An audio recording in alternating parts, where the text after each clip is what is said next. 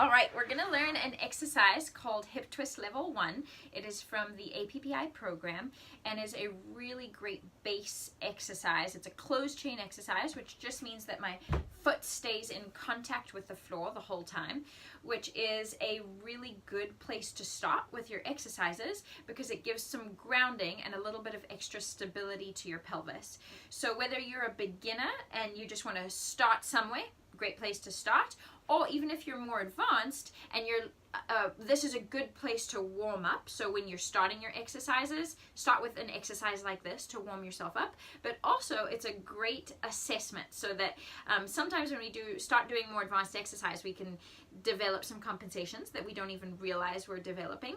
And this can be a great little test to come back to and check in with yourself. I'm going to show you some variations for the exercise as well that I really like. But the basic exercise, we start in our nice setup position. So we have our feet hip distance apart. I'm in my neutral spine. My center is set. My rib cage is heavy. My collarbones are smiling wide towards the ceiling and the back of my head is nice and long. Now I'm going to imagine that I have a teacup or a cup, so my favorite drink, balancing on my knee. So for me, I'm going to balance that, have that imaginary cup balancing on my the knee that's furthest away from you, and then my other knee is going to fold out towards the camera on an exhale, and then I inhale to return. And then I would just do that a few times on the one side. So I'm exhaling as the knee opens, and I'm inhaling as it returns. And what I want you to watch is my hip bone here. So the little test is as this knee opens, we note the point where this hip wants to fold open as well. So you could see if you just place your hand on your hip bone, as you start to open that knee, as you go further, you'll notice when that hip starts to come away from your hip bone, and you can see now there's space here, and I can feel that I've lost the connection.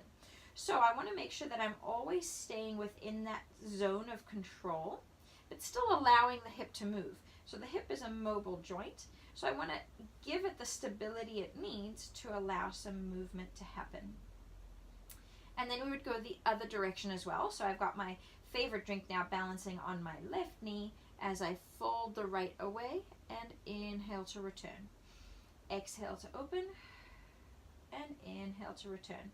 And then I can start working side to side. One side. You'll notice a lot of times I have my hands kind of in this position. I like to feel my hip bones and then also my rib cage with my thumb. It gives me a good sense of what's happening.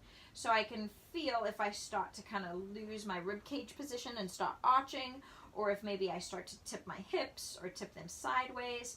And it can just give me a good little tactile cue of when I might be losing my position. So that is your hip twist level 1, exhaling as you open and inhaling as you return. Now I'm going to show you a quick little tip that I really love for this exercise, and it's using a strong resistance band. So I'm using the APPI purple band here, but you could use any band. You could even use a towel or a scarf if that's all you have available. But what we do is we place the band around the knee that's staying still.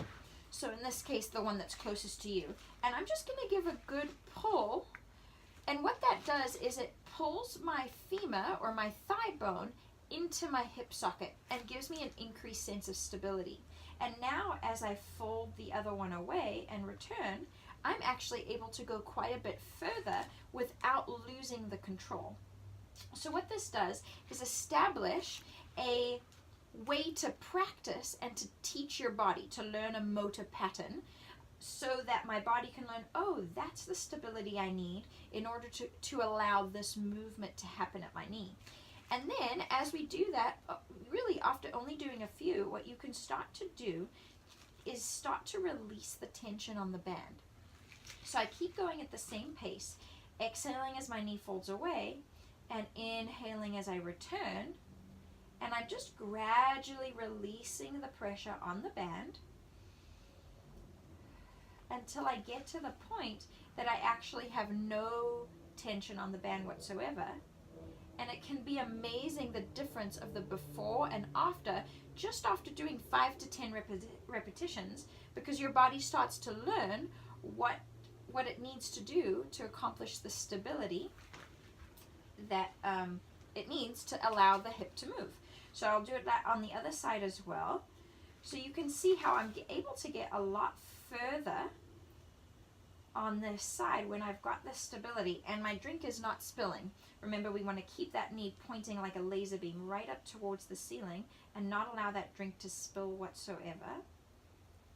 And that's an exhale as I open, and then I'm going to gradually start to release some tension on the band, which makes it a little bit more challenging because now my body is having to do what the band was giving support for. But it's a really great way to teach your body to figure out the stability it needs in really just a few repetitions.